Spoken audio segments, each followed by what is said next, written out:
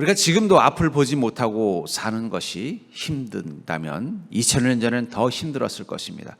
만약에 나에게 날 때부터 장애가 있다고 한번 가정해 봤을 때, 예를 들면 말을 못하는 것과 듣지 못하는 것과 일어서지 못하는 것과 보지 못하는 것 중에 가장 나를 고통스럽게 할 것이 무엇일까 생각해보면 그건 보지 못하는 걸 것 같아요. 일어서지 못한다는 건 참 불편한 것이지만 그래도 어떻게 돼요? 이 세상에 좋은 것도 볼 수 있고, 나를 사랑하는 가족도 볼 수 있고, 십자가도 볼 수 있고, 진리도 볼 수 있고, 가끔은 TV를 통해 재미있는 프로그램도 볼 수 있잖아요. 비록 미각을 잃어버려서 말을 할 수는 없더라도 우린 손짓 발짓으로 말할 수 있고 눈빛으로 말을 할 수 있습니다. 비록 들을 수는 없어도 우리 눈이 떠 있다면 글자를 통해서 사람들하고 소통할 수 있어요. 근데 앞을 보지 못한다는 건 어쩌면 인생에서 가장 고통스러운, 평생을 암흑 속에 살다가 끝나는 인생일 것 같습니다. 지금도 앞을 보지 못한다는 건 가장 고통스럽고 가장 약한 존재가 된다면 아마 2000년 전 예수님께서 이스라엘 땅에 오셨던 그때 맹인으로 산다는 건 더 심각하게 고통스러운 문제였을 것입니다.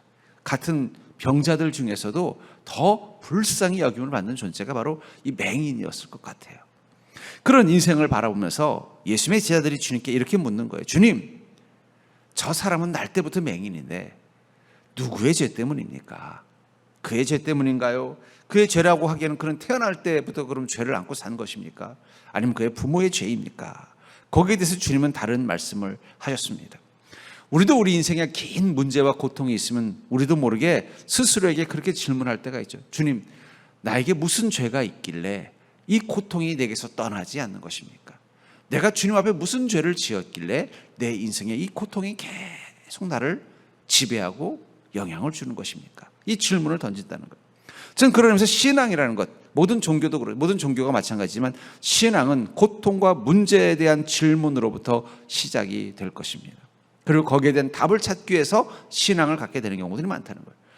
그런 이 맹인같이 날 때부터 맹인처럼 정말 긴 고통, 긴 문제 앞에서 다른 종교들은 어떻게 답을 주냐면 불교 같으면 그걸 업보, 그 사람이 태어나기 전에 있었던 비극적인 사건으로 인해서 일어난 불행이라고 말합니다. 그러니 그건 확인을 해본 적이 없으니 어떻게 부인을 할 수도 없는 거예요. 그렇잖아요. 그렇다고 전생으로 돌아가서 사인을 받아올 수도 없고, 참 가장 부인할 수 없는, 뭔가 증거를 찾을 수 없는 이 불교가 참 머리가 좋은 것 같아요. 대부분은 그것을 죄의 문제로 다루죠. 그 사람이 죄가 있기 때문에 그런 것이다. 혹은 악마의 시기심 때문에 악마에게 미움을 따라서 그렇게 된다.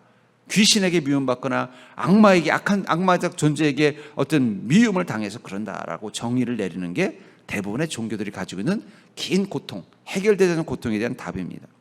그런데 예수님은 전혀 다른 답을 주셨어요. 저는 그것을 예수혁명이라고 말합니다.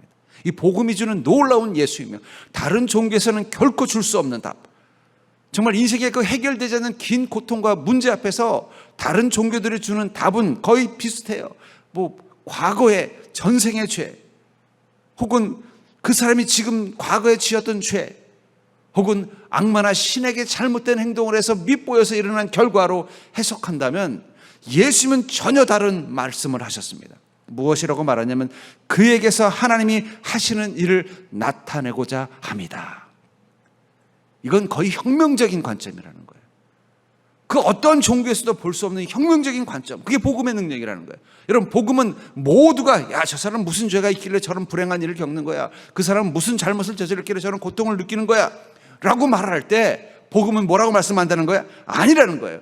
그에게서 하나님이 하시는 일을 나타내기 위해서 그에게는 그 길고 깊은 고통이 있다라고 말한다는 것입니다. 그 음성을 듣는 순간 아마 이 맹인의 마음은 어떤 마음이었을까요? 두 눈이 띄어지는 것보다 그 마음의 깊은 무게, 그것이 사라졌을 거예요. 본인도 앞을 못 보며 살 때마다 사람들이 하는 소리가 뭐예요? 아이고, 무슨 죄를 지었길래 저런 인생을 사나.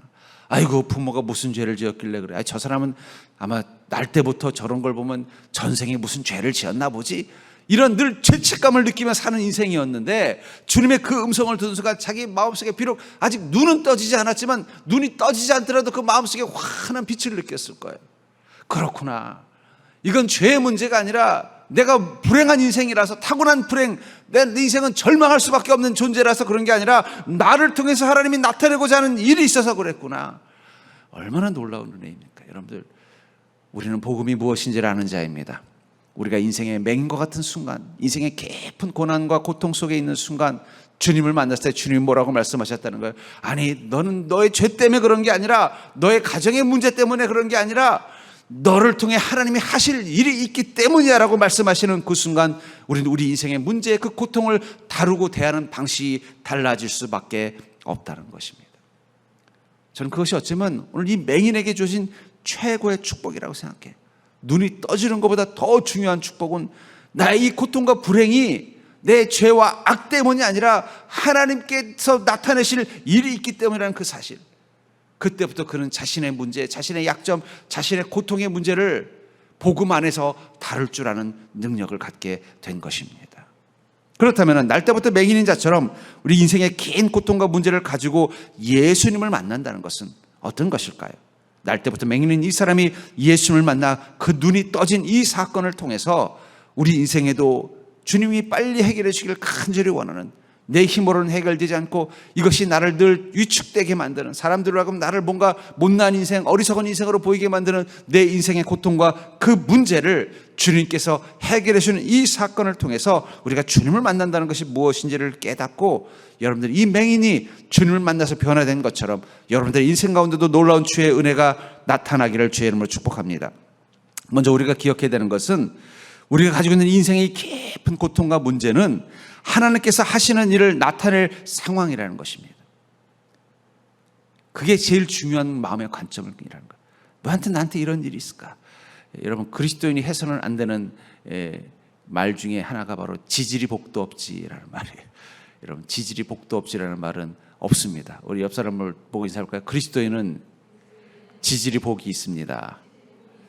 그러니까 아브라함 주님께서 만나셔서 뭐라고 하셔서 너는 복이 될지라. 주님은요, 모든 주님을 만나러 온 사람들에게 뭐라고 하면 너는 복이 될 것이다. 너를 축복하는 자는 복을 받을 것이요 너를 저주하는 자는 저주를 받을 것이다. 내가 모든 민족이 너로 말미암아 복을 받게 하리라. 주님은 지질이 복이 있다고 말하지 질이 복이 없다고 말한 적 한 번도 없어요. 두 번째 해서는 안 되는 말, 아이고 내 팔자야. 이것도 해서는 안 되는 말이에요. 아이고 내 팔자라는 거예요. 내가 이렇게 불행한 건 내가 죄를 안고 살아서 태어날 때부터 그 죄를 가지고 사는 운명, 환경 때문이라는 거예요. 근데 그리스도인들은요, 팔자는 없습니다. 예. 그리스도인에게는 오직 비전만 있습니다. 절대로 아이고 내 비전아. 예. 우리는 비전을 꿈을 가진 자라. 어떤 비전이? 주님의 약속과 소망이 이루어지는. 우리가 우리에게 있는 이 문제, 이 고통, 오랫동안 해결되지 않고 나를 지배하고 있는 이 마치 맹인이 앞을 보지 못하는 병처럼 우리 삶의 고통과 그 문제 앞에서 이것을 어떻게 바라봐야 되느냐? 하나님께서 하실 일을 나타낼 그 상황, 그 공간이라는 거예요. 주님이 그곳에 은혜를 그려내실 거라는 거예요. 내 인생의 고통 가운데 은혜를 그려낼 거라는 것입니다. 본문 3절에 보니까 예수께서 대답하시되 이 사람이나 그 부모의 죄로 인한 것이 아니라 그에게서 하나님이 하시는 일을 나타내고자 함이라. 그에게서 하나님이 하시는 일을 나타내고자 함이라. 하나님이 하시는 일을 무엇을 말하는 거예요? 그리스도인에게 그것은 표적과 이적입니다. 하나님의 흔적입니다. 그리스도인의 인생 가운데 하나님의 흔적이 나타나는 게 바로 표적과 이적이에요. 성경에 나오는 많은 그리스도인들, 특별히 주님의 은혜와 능력을 경험했던 그리스도인들에게 공통점은 무엇입니까? 그에게서 하나님의 표적이 보이더라는 거예요. 그들의 인생은 하나님의 표적이 충만하더라는 것입니다. 하나님의 이적, 하나님이 하시는 일들이 다 있다는 거예요. 성경에 있는 인물들만이 아닙니다. 모든 믿는 자들의 인생 가운데는 하나님의 표적들이 있어요. 아마 여러분들에게도 이 앞에 서서 간증하라고 하면은 아마 여러분들이 과거에 하나님께서 여러분들의 인생을 향하여 하신 일들을 고백할 게 얼마나 많은지 몰라요. 그렇죠? 한번 간증 맡기면 빨리 끝내시는 분을 저는 본 적이 없습니다. 예. 저는 이해해요. 예. 왜냐하면 그만큼 우리에게 많은 표적들이 있다는 거예요. 특별히 지금도 하나님은요, 우리 인생 가운데 하나님의 뜻을 보이고 계십니다. 지난 한 주간도 하나님은 여러분들에게서 하나님이 하시는 일을 보여주셨을 것입니다. 그게 바로 표적과 바로 이적이라는 거예요. 지혜를 통해서, 상황을 통해서, 사건을 통해서, 내 삶의 어떤 극적인 변화를 통해서, 내 마음을 통해서 하나님은 계속 나와 함께 계시고 나를 위해서 일하고 계신다는 걸 느낀다는 거예요. 소망은 무엇을 말하는 겁니까? 미래에도 내 인생 가운데는 하나님의 흔적이 많을 것이라는 것을 믿는 게 바로 소망이라는 거예요. 그리스도인에게 소망이라는 건 뭐예요? 잘 될 거야 뭐 이런 노래 부르는 게 아니라는 거예요. 그리스도인은 잘 될 거야가 아니라 잘 되게 돼 있습니다. 왜냐하면 하나님께서 흔적을 남기실 것이기 때문에.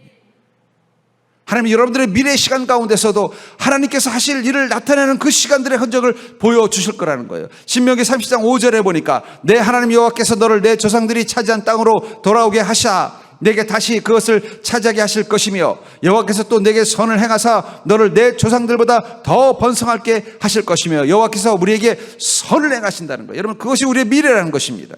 그래서 우리의 조상보다 더 번성하게 할 것이라는 거예요. 그게 소망입니다. 하나님의 약속을 믿고 가는 믿음, 그게 소망이라는 거예요. 여러분 모든 믿음 속에는 반드시 소망이 들어있습니다. 여러분들 믿음이 있으면 소망도 있는 거예요. 믿음이 좋다고 하는데 맨날 우울하고 믿음이 신실하다고 하는데 맨날 부정적이라면 그건 가짜 믿음입니다. 주님의 믿음 속에는 반드시 소망이 충만하게 되어 있어요. 바나나 맛 우유가 아니라 바나나가 들어간 우유라는 거예요. 바나나 맛 우유 많이 먹어봤자 거기 바나나는 없습니다.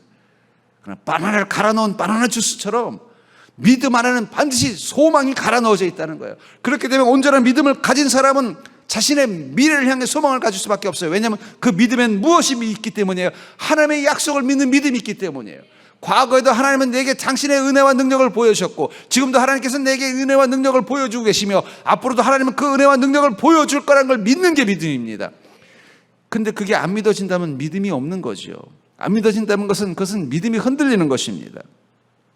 신명기 7장 19절에서는요 내 하나님 여호와께서 너를 인도하여 내실 때 내가 본 큰 시험과 이적과 기사와 강한 손과 편파를 기억하라. 내 하나님 여호와께서 내가 두려워하는 모든 민족에게 그와 같이 행하실 것이요. 왜 하나님께서는 모세를 통해서 모세 오경이라고 불리는 창세기, 출애굽기, 레위기, 민수기, 신명기를 쓰게 하셨을까요? 쓴다는 것은 본인이 창작했다는 뜻이 아니라 하나님이 말씀하신 것을 받아 적어서 기록한 것을 말하는 겁니다. 왜냐하면 이스라엘 민족이 가나안 땅에 들어가서 까먹을까 봐 그래요. 하나님께서 어떻게 그들의 인생 가운데 표적과 기사를 보여주셨는지, 어떻게 하나님이 행하실 일들을 그 조상들을 통해서 행하셨는지, 어떻게 해서 그들을 통해서 너희들이 이 가나안의 주민이 되고 하나님의 백성이 될 수 있었는지를 잊지 않게 하시기 위해서 기록을 남긴 거예요. 그래서 이스라엘 민족은 이 모세 오경을 읽을 때마다 무엇을 기억하는 것입니까? 하나님 우리 조상들을 통해서 하나님이 하고자 하는 일을 나타내셨구나. 그 결과가 지금 우리가 이 가나안 땅에서 이스라엘 민족으로 살게 된 비결이구나. 그렇다면 지금도 하나님은 그 이적을 행하시고 표적을 행하실 것이고 앞으로도 그것을 행하실 거라는 것을 기억하고 사는 것입니다. 나이 드시면 자꾸 건망증이 생기죠? 예. 혹시 냉장고 안에서 핸드폰을 꺼내보신 분 한번 손 들어 보십시오. 예. 아직 그 중증까지는 우리 성도님들 중에 없는 것 같습니다만, 예. 저는 가끔씩 어떨 때는요 우리 아이 이름이 생각 안 날 때도 있어요. 가만히 있어봐 이름이 우리 아내 이름하고 착각할 때 내가 이게 무슨 일이야.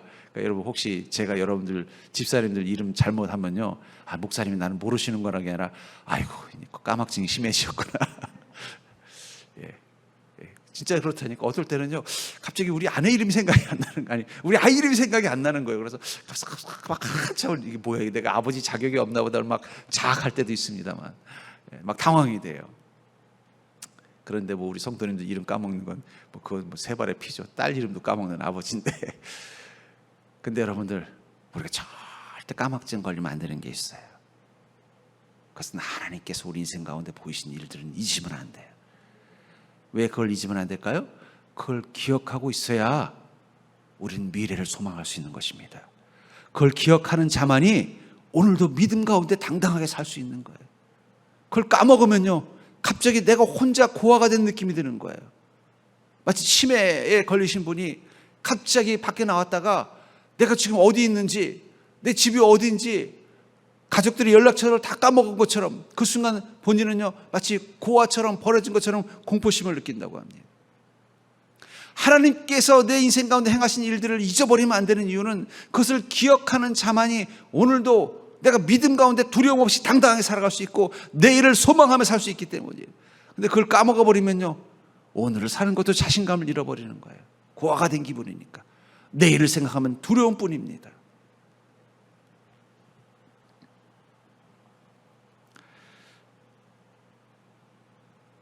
기억하라. 내 하나님 여호와께서 내가 두려워하는 모든 민족에게 그와 같이 행하실 것이요. 주님 우리에게 뭐라고 말씀하시는가? 기억하라는 거예요. 너희 하나님 여호와께서 내가 두려워하는 모든 상황들, 모든 문제 가운데서 너를 과거에 인도하셨던 그 강한 판을과 능력의 하나님과 같이 동일한 모습으로 행하실 거라는 것입니다. 자, 여러분들 그것을 기억하고 사는 자 되길 주의 이름으로 축복합니다. 내일이 두려울수록 여러분들은 과거의 기억을 떠올리셔야 돼요. 그렇죠? 주님께서 행하신 일들, 자꾸 내일 생각하면 걱정된다. 그럼 오늘 당장 가서 노트 하나 사가지고 사셔서 어릴 때 주님 처음 만났을 때부터 주님이 내 인생 가운데 행하신 일들을 한번 쫙 기록해 보십시오. 몇 건이나 되는지 한번 쫙 기록해 보세요. 처음, 아니면 어릴 때 하나님께 기도할 때마다 응답 주셨던 것들도 상관없고요.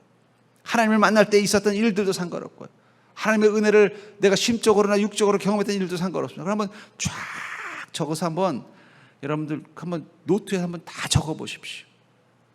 처음 예수님 만난 게 언제인지 모르겠지만 뭐 주일학교 출신이라면 8살, 9살, 뭐 중학교 뭐 12살, 고등학교 뭐 15살, 20살 한번 쫙 적어보세요. 하나도 빼놓지 않고 다 기억하게 돼 연도별로 한번 적어보십시오. 그럼 여러분들이 상상했던 것보다 하나님은 여러분들의 인생 가운데서 하신 일들이 참 많다는 걸 느낄 거예요. 그리고 나서 2023년, 2024년, 2054년까지 54년도 좀 짧은 거, 뭐 2100년까지 한번 빈칸을 쫙 놔둬보십시오. 거기도 하나님이 행하신 일들이 채워질 것입니다. 그게 미래라는 거예요. 그걸 기억하면은요, 우리는 두려움 가운데 사로잡히지 않습니다. 지금 당장은 문제 가운데 있어도 이 문제 가운데서도 행하실 주님의 일을 소망하면서 이 절망을 이겨낼 수 있다는 것입니다. 그리고 그것을 기억하는 사람은 오늘 어떻게 살까요? 바로 그 문제 앞에서 성령에게 이 상황을 새롭게 창조하도록 맡기는 자가 된다는 거예요. 그렇습니다. 주님, 이 문제는 내 힘으로 해결할 수 없습니다. 이 고통은 내 힘으로 해결할 수 없습니다. 주님께서 해결하여 주시옵소서. 주님께 맡깁니다. 그게 어쩌면 우리가 아는 찬양, 내 모습 이대로 주 받으옵소서. 이 찬양은 결국은 뭐예요? 나 못났으니까 그냥 못난 대로 사랑해 주십시오. 그게 아니라 내 이 아픔과 절망과 이 문제, 내게 해결할 수 없는 이 문제, 내 힘으로는 어떻게 할 수 없는 이 상황, 그냥 주님께 못 드릴 수밖에 없습니다. 주님 그냥 그대로 받아주시고 좀 해결해 주십시오. 우리 아이가 어릴 때 가끔씩 사고를 칩니다. 뭐 사고를 치는데 보면 아버지가 제가 가지고 있는 어떤 좋은 전자제품 이런 것도 가끔씩 망가뜨려요. 그럼 어떻게 할까요? 제가 그때 깨달았습니다.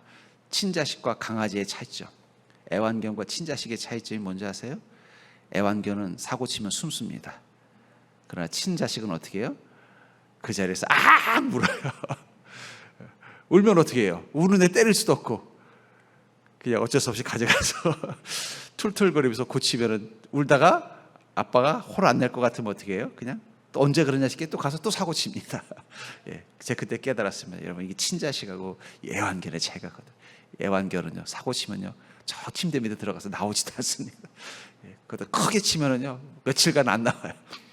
근데 자녀는 어때요? 사고 쳐놓고도 몇 번 눈물 몇 방울 흘리고는 또 언제 그러냐 싶게 와가지고 안겨서 마치 일체 죄책감도 안 느끼면서 아빠에게 매달려서 가진 아양을 부리다가 또 가서 또 사고를 칩니다.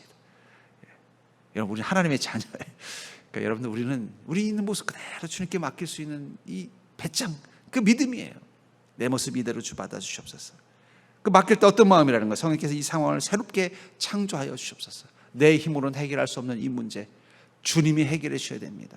주님께 맡깁니다. 이 믿음 가지고 나가야 된다는 거예요.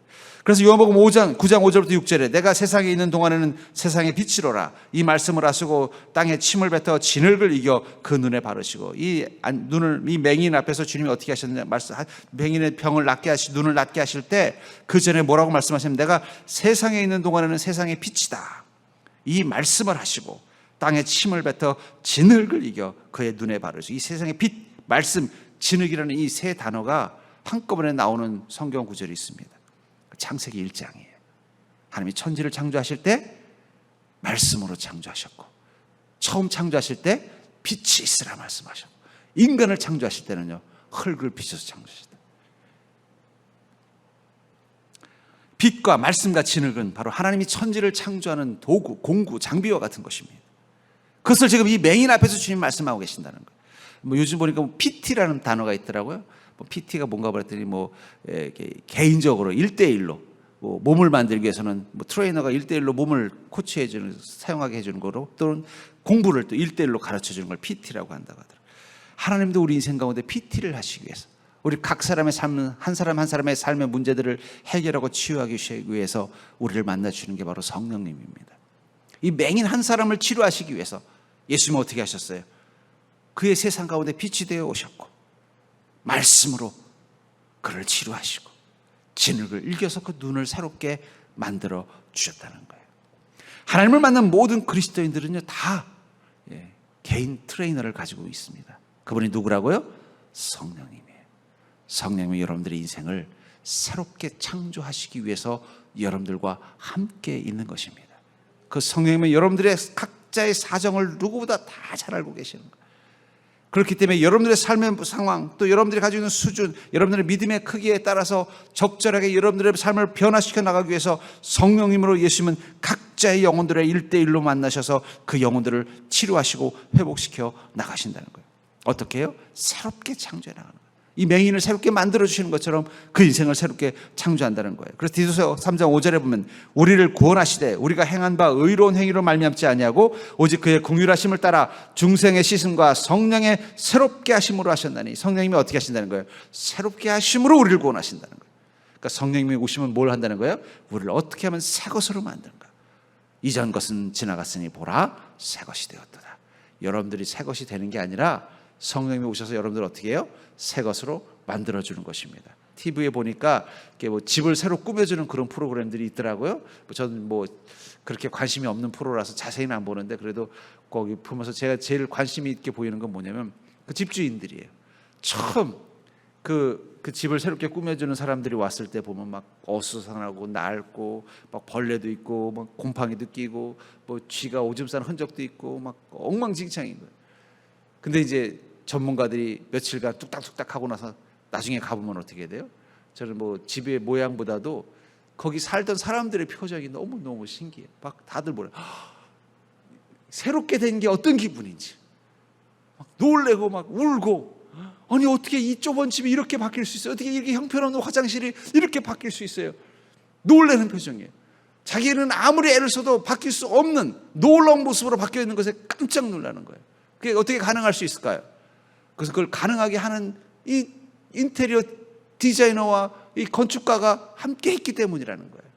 그걸 지원할 수 있는 재원이 함께 들어갔기 때문에 가능한 것이죠.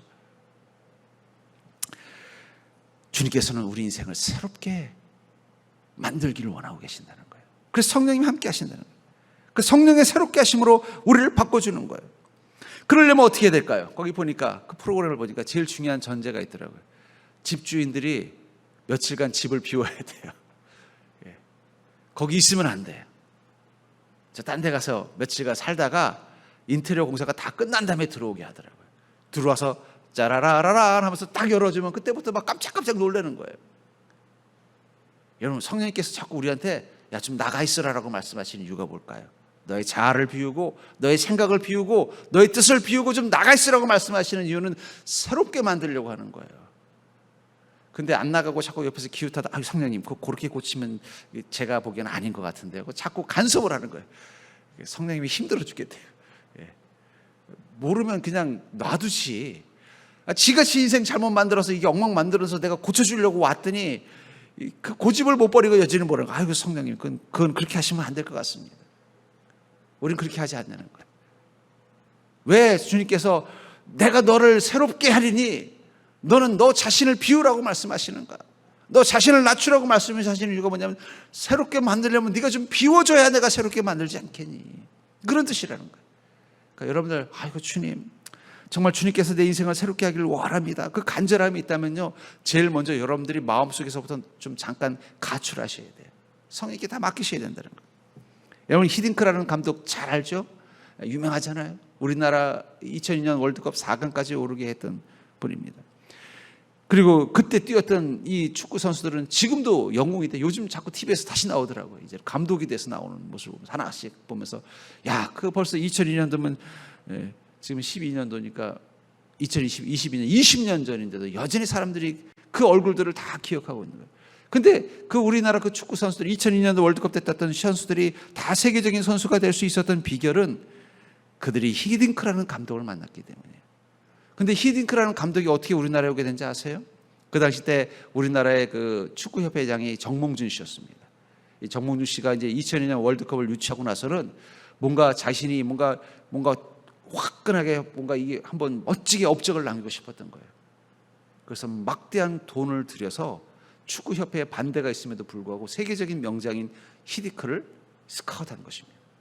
그리고는요 전권을 다 줬어요. 축구협회에서 뭐라고 하든 들을 필요 없다. 뭐 기술 이사가 뭐라고 하든 들을 필요 없다. 나만 믿고 당신이 소신대로 하고 싶은 대로 다 해라. 처음에는 뜻대로 잘 안 됐어요. 선수들도 막 불만을 막 표하고, 그 중에 하나가 뭐냐면 선수들한테 절대 존댓말 쓰지 말라고, 선배라고 해서. 그것부터 막 문화를 바꾼 거예요. 선수들의 문화를 바꾸고, 또 선수를 세울 때 보면은 주전을 세울 때도 이 본인이 객관적으로 공정하게 인재를 발굴해내려고 막 그렇게 하는데, 막 거기에 저항도 부딪히는데도 정몽준 씨가 뭐라면 다 무시해도 된다. 내가 책임질 테니까 소신대로 해라. 그 결과가 2002년 월드컵 때 이 축구에 우리나라 4강에 드는 이 신화를 쓴 거예요. 거기서 가장 돋보였던 인물이 이 박지성 씨. 예. 그는 세계적인 축구 선수가 됐잖아요. 저는 가끔 그 생각이 들어요. 만약에 그때 히딩크라는 사람을 이 2000년 축구 선수 주전을 했던 사람들이 만나지 않았다면 20년이 지난 지금 우리는 다른 사람들을 보았을지도 모르겠구나. 결국 그들이 2020년 전에 히딩크라는 위대한 감독을 만났기 때문에 우리가 20년 후에도 그 선수들을 기억하고 그들에 대해서 높게 평가하는 그 출발점은 그 히딩크라는 감독을 만났기 때문이라는 거예요. 근데 그 히딩크라는 감독한테 밑보인 선수가 한 명 있었어요. 이동국 씨라고. 그 사람은 빛을 못 봤어요. 축구를 잘했는데도. 그 히딩크 선수의 마음에 안 들어, 히딩크 감독의 마음에 안 들어가지고 그 이동국 씨는 주전으로 거의 뛰지는 못했습니다. 그래서 빛을 못 봤어요. 마찬가지라는 거예요. 여러분들, 정말 주님께서 내 인생의 모든 것들을 변화시켜 주기를 원하신다면, 내 인생에 정말 깊고 큰 고통과 문제가 있어서 이것을 하나님께 새롭게 해주기를 원한다면요, 우리가 마치 이 2002년 월드컵 때 이 선수들이 히딩크 감독한테 모든 것을 다 맡기는 것처럼 성령께 내 모든 걸 맡기는 마음을 가지고 주님 앞에 서는 것이 필요하다는 거예요. 그게 믿음입니다. 믿고 기대하고 맡기고 나아간다면 주님이 우리 인생을 새롭게 만들어 주실 줄 믿습니다. 세 번째로, 날 때부터 맹인인 자처럼 이 긴 문제를 가지고 예수님을 만난다는 건 어떤 것인가? 바로 내 인생이 내 눈을 밝게 할 실로함인 것을 깨닫는 자가 된다는 거예요. 주님을 만나고 나서 그때부터 내 인생이 내 눈을 밝게 할 실로함인 것을 깨닫게 된다는 것입니다. 본문 7절을 보시면, 이르시되 실로암 못에 가서 씻으라 하시니, 실로암은 번역하면 보냄을 받았다라는 뜻이라. 이에 가서 씻고 밝은 눈으로 왔더라. 여기 실로암이라는 말 뜻은 보냄을 받았다라는 곳이라고 말하고 있습니다. 이 실로암은 어떤 곳이냐면 이 예루살렘 성 안에 있었던 이 연못이에요. 이 안에 이 물을 가지고 예루살렘 사람들은 음료수, 식수로도 쓰고, 또 필요하면 그걸 가지고 뭐 다른 용도로도 썼을 것입니다. 아마 이 맹인도 다른 곳은 몰라도 이 실로암은 잘 알고 있었을 것입니다. 그곳에 가서 어떻게 해요? 목마를 때마다 그곳에 가서 물을 마시고, 물을 마시면서 사람들이 또 물 마시는 곳에 가면 서로 또 이야기하는 것을 통해서 정보를 듣기도 하고, 또 여러 가지 소문도 듣기도 하면서 그 실로암 못은 그에게 익숙한 곳이었을 것입니다. 근데 주님께서 뭐라고 말씀하시는가요? 그 눈을, 주님께서 이 흙을 들어다가 거기다 침으로 진흙을 엉겨서 이겨서는 눈에 발라주시고는 뭐라고 말씀하시냐면, 실로암 못에 가서 씻어라. 그 말을 듣고 맹인은 여전히 떠지지 않는 눈, 이제는 안 떠지는 건 둘째치고 눈앞에 진흙까지 묻혀놨으니 더 앞이 안 보이겠죠. 뭐 어차피 안 보이는 사람이니까 진흙으로 눈을 가렸다고 해서 불편할 것도 없을 것입니다. 그러나 익숙한 그 실로암에 가서 눈을 깨끗이 씻고 나서 딱 보니까 어떻게 된 거예요? 눈이 떠진 거예요. 어쩌면 이 실로암이라는 곳, 이 맹인에게 이 실로암이라는 곳, 우리 그리스도인에게는 우리가 사는 세상, 우리의 가정, 우리의 일터 일 것입니다. 마치 이 맹인이 목이 마르면 이 실로암에 가서 물을 마시고, 어쩌면 또 그 실로암 근처에 물을 마시러 온 사람들에게 구걸을 해서 그걸로 먹고 살았던 것처럼 이 실로암은 그런 곳이라는 거예요. 그는 그곳에 가서 두 눈을 뜨게 되었다라고 말하고 있습니다. 근데 놀라운 것은 그가 두 눈을 뜨게 된 것은 주님 앞이 아니라 주님이 가라고 한 그 실로암 앞에 가서 눈을 씻고 나서 밝은 눈이 되었다라고 말하고 있는 것입니다. 이에 가서 씻고 밝은 눈으로 왔더라. 주님께서 우리에게 주신 은혜를 경험하는 것은 교회 안이 아닐 수 있어요. 여러분들의 가정, 여러분들의 일터입니다. 어쩌면 여러분들의 인생에 깊고 깊은 이 고통과 문제는 어쩌면 그곳에 가서 밝아져야만, 깨끗해져야만 이루어질 수 있는, 해결될 수 있는 방법일 수 있을 것입니다. 그렇기 때문에 여러분들은 어떻게 해야 될까요? 여러분들이 사는 그곳을 실로암, 주님께서 보내신 곳으로 받아들이는 게 바로 믿음이라는 거예요. 주님께서는요, 우리를 치료하시기 위해서 우리를 만나주시고 우리에게 은혜의 손길로 우리 삶 가운데 역사하시고 성령 우리와 함께 하시면서 뭐라고 말씀하시냐면, 내가 너를 실로암으로 보낼 테니 그곳에 가서 너의 눈을 씻고 밝게 되어라라고 말씀하고 있다는 것입니다. 가정, 일터, 그것이 바로 여러분들이 보냄받은 실로암입니다. 그 실로암이 그 전에는 그저 목이 마른 자들이 물을 마시는 곳이요, 물을 먹으러 온 사람들에게 구걸을 해서 생계를 유지하는 곳이었다면, 이제 그 실로암은 어떤 곳이 된 것입니까? 앞을 보지 못하는 문제로 고통받았던 한 사람이 그 눈이 밝아지는 치유의 장소로 바뀌어 버렸다는 거예요. 이제 그 실로암은 우리가 아는 찬양처럼 뭐예요? 그냥 서정 샘물과 같은 샘물이 아니라 하나님의 은혜가 임하는 곳, 주님의 능력이 나타나는 곳, 그 이름이 바뀌어버린 거예요. 저는 여러분들의 가정이 실로암이 되기를 주의 이름으로 축복합니다. 여러분들의 일터가 실로암이 되기를 주의 이름으로 축복합니다. 교회 안에 와서 여러분들이 주님 만나면 주님께서 여러분들에게 성령의 손으로 마치 여러분들의 눈을 진흙을 읽어주시는 것처럼 여러분들의 삶을 새롭게 만들어 주실 수 있는 말씀과 은혜와 성령의 능력을 부어주시고는 어디 가서 씻으라고 말씀하실까요? 너의 가정 가서 씻고 너의 일터 가서 씻으라고 말한다는 거예요. 그렇게 되면 그것은 더 이상 그냥 가정과 일터가 아니라 하나님의 은혜와 능력이 의미 있는, 하나님께서 주시는 영적인 의미가 있는 곳으로 바뀌는 것입니다. 성경에는 그런 곳들이 많이 있죠. 베델, 야곱에게 이 베델은 처음에는 그냥 길을 가다가 잠시 머무는 노숙지였습니다. 그러나 그곳에서 그는 하나님을 만나고 나자 그것은 무엇이 된 거예요? 하나님을 만나는 제단으로 바뀐 것입니다. 이스라엘 민족이 이 애굽 광야를 지나서 가나안 땅으로 들어갈 때 이 요단강을 건너자마자 거기 돌 12개를 쌓았습니다. 그게 길갈입니다. 그 12개의 돌을 통해서 무엇을 말한 거예요? 하나님께서 우리로 하여금 이 민족이 이 가나안 땅에 들어와서 이 백성이 되게 해주시는 이 은혜를 베풀었다는 것을 기억하는 곳으로 바뀌어 버렸다는 거예요. 사무엘상 7장 12절부터 13절은요, 사무엘이 돌을 취하여 미스바와 센 사이에 세워 이르되 여호와께서 여기까지 우리를 도우셨다고 그 이름을 에베네셀이라 하니라. 이에 블레셋 사람들이 굴복하여 다시는 이스라엘 지역 안에 들어가지 못하였으며 여호와의 손이 사무엘이 사는 날 동안에 블레셋 사람을 막으시매. 사무엘이 이 미스바에서 하나님께 뜨겁게 기도했을 때 블레셋 사람들이 쳐들어옵니다. 그러나 하나님께서 그들을 천둥과 번개로 우레로 흩어버리시고 그리고 잔당들을 다 물리치게 하셨어요. 그 사실 그들을 다 쫓아낸 그 지역 경계선에다가 이 돌들을 세우고는 뭐라고 말하는 것입니까? 에베네셀, 하나님이 우리를 여기까지 도우셨다. 그냥 땅이 아니라 하나님의 은혜와 능력이 있는 자리라고 선포하고 있다는 거예요. 여러분들의 가정을 에베네셀로 만들려면 거기에 돌을 쌓으십시오. 그게 바로 십자가입니다. 주님은 여러분들의 가정 속에서 여러분들 가정의 그 문제들이 해결되고 치유되는 그 놀라운 실로암의 은혜를 경험하도록 하실 것입니다. 여러분들 일터 가운데서도 주님께서 그런 일을 하실 것입니다. 그것을 위해서 여러분들은 어떤 마음을 가지고 가야 돼요? 그곳에 제단을 쌓는 자처럼, 여기 돌을 쌓는다는 것은 영적인 의미를 갖는 거예요. 제단을 쌓는 것입니다. 하나님의 흔적, 이곳에 하나님이 역사하셨다는 것을 기억하자는 의미를 가지고 있는 거예요. 기념비예요. 여러분 그것을 기대하면서 여러분들 가정을 향해 들어갑니까? 여러분들 집안에 십자가를 걸어놓으시고 그 십자가를 볼 때마다 주님, 이것이 나에게 실로함이 되게 하여 주옵소서. 절망과 어둠은 다 사라지게 하시고 주님께서 기쁨과 은혜와 하나님의 나와 함께 계시고 하나님이 내 인생 가운데 행하셨다는 흔적들로 가득한 곳이 되게 하여 주시옵소서. 여러분 직장도 마찬가지예요. 직장생활, 우리 그리스도인들이 왜 직장생활이 힘들까요? 왜냐하면 직장에 가서 월급만 잘 받으려고 하니까 직장생활이 힘든 거예요.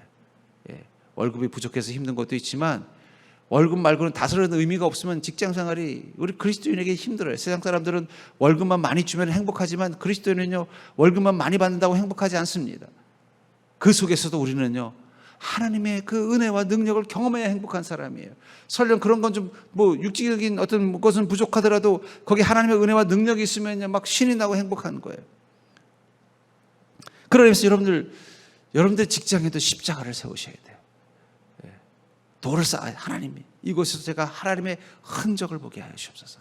하나님이 내 인생을 향해 행하시는 일들을 보게 해 주옵소서. 그리고 그것을 위해서 기도하시고 기대하는 마음 가지고 사셔야 된다는 거예요. 그래야 신이 나는 겁니다. 직장도 여러분 그리스도인들은요, 그러면서 신나는 거예요. 하나하나 기도할 때마다 하나님께서 문제를 해결해 주시고, 은혜를 구할 때마다 하나님께서 은혜를 주시고, 간구할 때마다 하나님 응답하시는 걸 보는 그 기쁨, 그걸 가져야 직장 생활도 재미있는 거예요. 그리스도인들은요, 월급만 올라가는 거 가지고는 완전히 기쁘지 않아요. 그리스도인들은 그걸 경험해야 기쁜 거예요. 가정도 그렇다는 것입니다. 그렇다면 여러분들의 인생을 고통스럽게 하는 그것, 누구 때문입니까? 무엇 때문입니까? 이 질문 앞에서 주님은 다시 한번 우리에게 이렇게 말씀하실 것입니다. 아니다. 그것은 너를 통해 하나님이 하시는 일을 나타내고자 하는 것이다. 여러분들 그 사실을 믿는다면 여러분들은 어떤 모습으로 여러분들의 인생을 살아야 될까요? 이 본문의 32절 33절에 보면은 이 맹인이 이 바리새인 앞에 서게 됐습니다. 사람들이 실로함에서 맹인이 막 눈을 씻고 나니까 떠지니까 내가 눈을 보게 된다고 막 그러니까는 사람들이 막 놀란 거예요. 내 지금까지 살면서 앞을 못 본 사람들이 눈을 뜨게 됐다는 건 내가 처음 들었다 하면서 막 열광을 하고 막 놀래고 이게 어떻게 된 것이냐 막 하는 거서 예수님이 그렇게 하셨다고 말하니까 막 다들 막 웅성웅성하고 있는 거예요. 그랬더니 이 바리새인과 유대인들 평소 때 이 맹인을 볼 때마다 저 사람은 무슨 죄를 지었길래 어릴 때부터 이렇게 맹인으로 살았대. 아이고 부모가 무슨 죄를 지었나 보지, 부정한 일을 했나 보지. 저 맹인 앞에 안 본다고 또 가서 또 어디 부정한 거 만진 거 아니야? 근처에도 가지 마 하면서 다 들을 한 듯이 옆에서 조롱했던 그들 앞에서 떠진 눈을 딱 가지고 쓰니까 이 바리새인들이 난감한 거예요. 난감해서 야, 너 이 안식일 날 이게 어떻게 된 거냐? 너 솔직히 말해봐라. 너 사실은 가짜였지. 사실은 볼 수 있었는데 구걸해서 먹고 살려고 일부러 한 거지. 너희 부모님 데려와봐. 그랬더니 부모님들도 와서 아이고 우리 애가 날 때부터 맹인이었던 건 제가 증인입니다. 그러나 어떻게 낳게 됐는지 내가 잘 모르겠네. 왜냐하면 예수님을 싫어한다는 걸 아니까. 근데 이 맹인은 당당하게 이렇게 말합니다. 맹인은 아주 당당하게 이렇게 말하는 거예요. 창세 이후로 맹인은 난 자의 눈을 뜨게 하였다함을 듣지 못하였으니 이 사람이 하나님께로부터 나오지 아니하였으면 아무 일도 할 수 없었으리이다. 그들이 대답하여 이르되 내가 온전히 죄 가운데서 나서 우리를 가르치느냐 하고 이에 쫓아내어 보내니라. 이 맹인이 전 같으면 이 바리새인들 유대인들만 보면 기가 죽어서 아이고 예 하면서 늘 자기를 학대하고 또 자기 자신에 대해서 뭔가 이 낙심되어 있었던 그가 당당하게 말하는 거예요. 뭐냐면 이 사람이 하나님부터 오지 않았다면 어떻게 이런 일을 하겠? 이 사람은 예수 그리스도를 말하는 거예요. 예수님께서 하나님으로부터 하지 않았다면 어떻게 이런 일이 가능했겠습니까? 두려움 없이 기죽지 않고 당당하게 선포하더라는 것입니다.